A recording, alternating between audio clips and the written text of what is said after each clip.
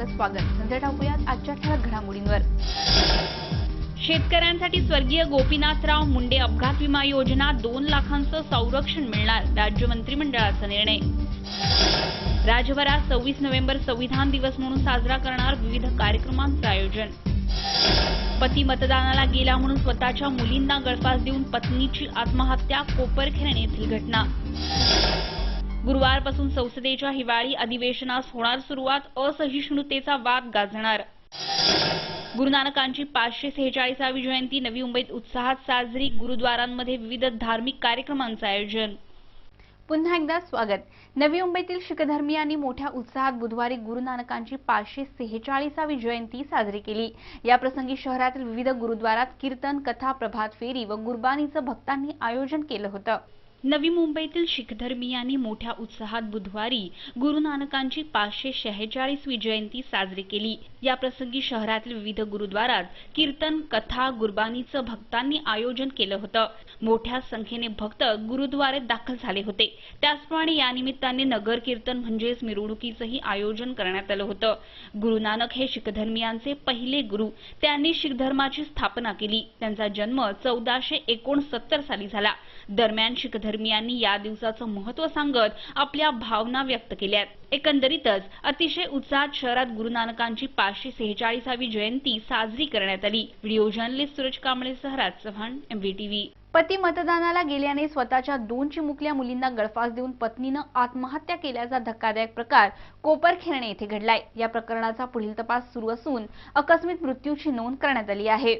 पती मतदानाला गेल्याने स्वतःच्या 2 चिमुकल्या मुलींना गळफास देऊन पत्नीनं आत्महत्या केल्याचा धक्कादायक प्रकार कोपरखैरणे येथे घडलाय. कोपरखैरणे सेक्टर 19 मधील हरिप्रिया इमारतीत वास्तव्यास असलेल्या वाविया कुटुंबातील जागृती हिरजी वाविया या महिलेनं पती हिरजी वाविया याला मतदानासाठी त्याच्या गावी गुजरातला जाण्यास विरोध केला होता.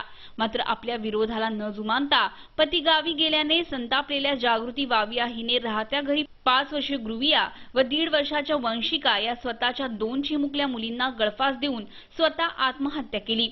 आत्महत्या करण्यापूर्वी तिने तिचा भाऊ दिनेश गोठी याला फोन करून ही माहिती दिली होती. त्यामुळे हा संपूर्ण प्रकार उघडकीस आला, अशी माहिती वरिष्ठ पोलीस निरीक्षक सतीश गायकवाड आणि ACP वालतुरे यांनी दिली. बच्चों की एक की 5 उम्र है और एक की 1.5 साल की है, तो उनको दोनों को उन्होंने अंजाम दिया. बाकी बोले तो इनको फैन में लटकाया है उनको 2 बच्चों को, और वो 2 बच्चे वो खत्म होने के बाद उन्होंने खुद को खुदकुशी की. या प्रकरणी आकस्मिक मृत्यूची नोंद करण्यात आली असून पुढील तपास सुरू आहे. व्हिडिओ जर्नलिस्ट सूरज कांबळेसह राज चव्हाण, MVTV. भारतरत्न डॉ. बाबासाहेब आंबेडकर यांच्या 125व्या जयंतीचे औचित्य साधून यंदाचा संविधान दिवस राज्यात मोठ्या प्रमाणात साजरा करण्याचा निर्णय देवेंद्र फडणवीस सरकारनं घेतलाय. यासाठीचे परिपत्रक जारी करत सर्व सरकारी कार्यालयांना मार्गदर्शक सूचना जारी करण्यात आल्या आहेत. भारतरत्न डॉ. बाबासाहेब आंबेडकर यांच्या 125व्या जयंतीचे औचित्य साधून यंदाचा संविधान दिवस राज्यात मोठ्या प्रमाणात साजरा करण्याचा निर्णय देवेंद्र फडणवीस सरकारनं घेतलाय. यासाठीचे परिपत्रक जारी करत सर्व सरकारी कार्यालयात मार्गदर्शक सूचना जारी करण्यात आल्या आहेत. राज्यात 2008 पासून 26 नोव्हेंबर हा संविधान दिन म्हणून साजरा केला जातो. मात्र यंदा भारतीय राज्यघटनेचे शिल्पकार डॉ. बाबासाहेब आंबेडकर यांच्या जयंतीचे 125वे वर्ष आहे. त्यामुळे केंद्र सरकारने संविधान दिन देशात साजरा करण्याचा निर्णय घेतलाय. डॉ. बाबासाहेब आंबेडकर यांनी सर्व भारतीयांना त्यांचे सार्वभौम हक्क मिळवून देणारे संविधान राष्ट्राला सुपूर्द केले. संविधान दिनानिमित्ताने राज्य सरकारच्या आदेशानुसार राज्य सरकारी कार्यालय, महापालिका, नगरपालिका, शाळा, महाविद्यालयात संविधानाच्या सरनाम्याचे सामूहिक वाचन करण्यात येणार असून ठिकठिकाणी संविधान यात्रा काढण्यात येणार आहे. त्याचप्रमाणे शाळा, महाविद्यालयातही राज्य सरकारच्या आदेशानुसार निबंध स्पर्धा, सांस्कृतिक स्पर्धांचं आयोजन करण्यात येणार आहे. या मार्गदर्शक सूचना राज्य सरकारने परिपत्रकात नमूद केल्यात. Bureau report, MVTV. यंदाच्या वर्षापासून शेतकऱ्यांच्या मदतीसाठी स्वर्गीय गोपीनाथराव मुंडे शेतकरी अपघात विमा योजना राबवण्याचा निर्णय बुधवारी मंत्रिमंडळाच्या बैठकीत घेण्यात आला. या योजनेनुसार विमा कंपन्यांना हप्त्याची रक्कम दिल्यापासून 12 महिने कालावधीसाठी शेतकऱ्यांना 2 लाख रुपयांचे विमा संरक्षण मिळणार आहे. यंदाच्या वर्षापासून शेतकऱ्यांच्या मदतीसाठी स्वर्गीय गोपीनाथराव मुंडे शेतकरी अपघात विमा योजना राबवण्याचा निर्णय बुधवारी मंत्रिमंडळाच्या बैठकीत घेण्यात आला। या योजनेनुसार विमा कंपन्यांना हप्त्याची रक्कम दिल्यापासून 12 महिने कालावधीसाठी शेतकऱ्यांना 2 लाख रुपयांचे विमा संरक्षण मिळणार आहे। या योजनेसाठी आवश्यक असणारा निधी वितरित करण्यासही यावेळी मान्यता देण्यात आली। या योजनेचा लाभ 7/12 तील नोंदीप्रमाणे 10 ते 75 वर्ष वयोगटातील राज्यातील 1,37,00,000 शेतकऱ्यांना होणार आहे। राज्यात सध्या राबवण्यात येत असलेल्या शेतकरी जनता अपघात विमा योजनेची मुदत 30 नोव्हेंबर 2015 रोजी समाप्त होत असल्याने ही नवी योजना राबवण्याचा निर्णय घेण्यात आला। 2 लाख रुपयांच्या विमा संरक्षणासाठी 27,24,93,000 रुपयांचा विमा हप्ता भरण्यात येणार आहे। या योजनेसाठी शेतकऱ्यांना विहित कागदपत्राशिवाय इतर कोणतीही कागदपत्रे सादर करावी लागणार नाहीत। Bureau report MVTV। Belapur, Kharghar, Kalamboli, Pendhar या मार्गातील 3 मार्गांवर सिडको 4,000 कोटी रुपये खर्च करून मेट्रोचा पहिला टप्पा उभारत आहे।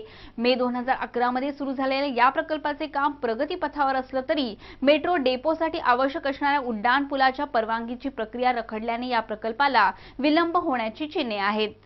बेलापूर, खारघर, कळंबोली, पेंधर या मार्गातील 3 मार्गावर सिडको 4,000 कोटी रुपये खर्च करून मेट्रोचा पहिला प्रकल्प उभारत आहे। मे 2011 मध्ये सुरू झालेल्या या प्रकल्पाचे काम सध्या प्रगतीपथावर असलं तरी मेट्रो डेपोसाठी आवश्यक असणाऱ्या उड्डाणपुलाच्या परवानगीची प्रक्रिया रखडल्याने या प्रकल्पाला विलंब होण्याची चिन्हे आहेत। या उड्डाणपुलासाठी मध्य रेल्वेच्या परवानगीची आवश्यकता आहे। गेल्या अनेक महिन्यापासून यासाठी सिडको प्रयत्न करतेय, मात्र अजूनही परवानगी मिळालेली नाही। नवी मुंबई मेट्रो रेल्वे सुरू करण्यासाठी यापूर्वी डिसेंबर 2016 ची डेडलाईन देण्यात आली होती, मात्र मेट्रोच्या उभारणीचे काम सध्या ज्या वेगाने सुरू आहे ते पाहता आता हे काम पुढील 2 वर्ष तरी पूर्ण होण्याची शक्यता नाही। त्यामुळे 1 वर्ष उशिराच म्हणजेच 2017 मध्ये मेट्रो सफरीचा आनंद नवी मुंबईकरांना घेता येणार असल्याचं स्पष्ट दिसतंय। Bureau report MVTV। संसदेच्या हिवाळी अधिवेशनाला गुरुवारपासून सुरुवात होणार आहे। 26 नोव्हेंबर ते 23 डिसेंबर पर्यंत हे अधिवेशन चालणार आहे। या अधिवेशनात असहिष्णुतेसह इतर सर्व मुद्द्यांवर सरकार चर्चा करणार आहे। संसदेच्या हिवाळी अधिवेशनाला गुरुवारपासून सुरुवात होणार आहे। 26 नोव्हेंबर ते 23 डिसेंबर पर्यंत हे अधिवेशन चालणार आहे। या अधिवेशनात सरकार GST विधेयक, सध्या चर्चेत असणाऱ्या असहिष्णुतेच्या मुद्द्यावर तसेच इतर सर्व महत्त्वाच्या मुद्द्यांवर चर्चा करणार आहे। हिवाळी अधिवेशनाच्या पार्श्वभूमीवर सरकारने आज सर्वपक्षीय बैठक बोलावली होती। Bureau report MVTV। पनवेल परिसरातील पेट्रोल पंपावर होणारी गर्दी तसेच घातपाताची शक्यता लक्षात घेता सुरक्षिततेच्या दृष्टीने पोलिसांनी पावले उचलली आहेत। पेट्रोल पंप परिसरावर नजर ठेवण्यासाठी CCTV कॅमेरे, त्याचबरोबर या ठिकाणी शस्त्रधारी सुरक्षा रक्षक नियुक्त करण्याची शिफारसही पोलिसांनी केली आहे। पनवेल परिसरातील पेट्रोल पंपावर होणारी गर्दी तसेच घातपाताची शक्यता लक्षात घेता सुरक्षिततेच्या दृष्टीने पोलिसांनी पावले उचलली आहेत। पेट्रोल पंप परिसरावर नजर ठेवण्यासाठी in out get, cash counter, petrol आणि टँक जवळ हाय मेगापिक्सल कॅमेरा बसवण्याची शिफारस पोलिसांनी केली आहे। त्याचबरोबर या ठिकाणी शस्त्रधारी सुरक्षा रक्षक नियुक्त करण्याबाबतही पेट्रोल पंप धारकांना सूचित करण्यात आले। त्याचप्रमाणे पेट्रोल पंपावर काम करणाऱ्या कर्मचाऱ्यांचीही पडताळणी करण्यास सांगण्यात आले। पनवेल परिसरातील पेट्रोल पंपावर दररोज लाखोंची उलाढाल होत असते, त्यामुळे दिवसेंदिवस सुरक्षेचा प्रश्न ऐरणीवर आलाय। त्यामुळेच पोलीस विभागाने या उपाययोजना सुचवल्या आहेत। Bureau report MVTV। नवी मुंबईतील विविध घटकांकडून आलेल्या सूचना आणि संकल्पनांचा अहवाल 5 डिसेंबरला राज्य शासनाकडे पाठवण्यात येणार आहे। राज्य सरकार त्यानंतर हा अहवाल केंद्राकडे पाठवणार असून 26 जानेवारीला प्रजासत्ताक दिनी 10 स्मार्ट सिटींच्या निवडीची घोषणा केली जाणार आहे। स्मार्ट सिटी अभियानाअंतर्गत राज्यातील 10 शहरांमध्ये नवी मुंबई शहराची निवड झाली आहे। स्मार्ट सिटी प्रक्रियेतील पहिला टप्पा पार पडला असून राष्ट्रीय पातळीवरील दुसऱ्या टप्प्यातील निवडीसाठी महापालिकेनं कंबर कसली आहे। त्या अंतर्गत नवी मुंबईतील विविध घटकांकडून सूचना आणि संकल्पना मागवण्यात आल्या असून जवळपास 3.25 लाख नवी मुंबईकरांनी तसंच पत्रकारांनीही आपल्या सूचना व संकल्पना मांडल्या आहेत। या सर्व सूचना व संकल्पनांबाबतचा अहवाल 5 डिसेंबरला राज्य शासनाकडे पाठवण्यात येणार आहे। त्यानंतर राज्य शासन 15 डिसेंबरला पालिकांनी सादर केलेला हा अहवाल केंद्र सरकारला सादर करणार आहे। केंद्र सरकार यातील सर्व सूचना व नव्या संकल्पनांचा वेध घेतल्यानंतर 26 जानेवारी 2016 रोजी प्रजासत्ताक दिनाच्या दिवशी राष्ट्रीय पातळीवरील 10 स्मार्ट सिटींच्या निवडीची घोषणा करणार आहे। Bureau report MVTV। राज्यातील कार्यरत नसणाऱ्या विश्वस्त संस्थांची नोंदणी रद्द करण्यासाठी विश्वस्त कायद्यात बदल करण्याचा निर्णय राज्य मंत्रिमंडळाने घेतला आहे। यामध्ये 3,25,479 एवढ्या संस्था कार्यरत असून त्या केवळ कागदावर असल्याचं निदर्शनास आलंय। राज्यातील कार्यरत नसणाऱ्या विश्वस्त संस्थांची नोंदणी रद्द करण्यासाठी विश्वस्त कायद्यात बदल करण्याचा निर्णय राज्य मंत्रिमंडळानं घेतलाय.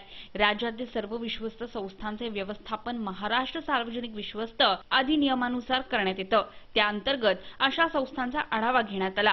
यामध्ये 3,25,479 एवढ्या संस्था कार्यरत असून त्या केवळ कागदावर असल्याचं निदर्शनास आलं.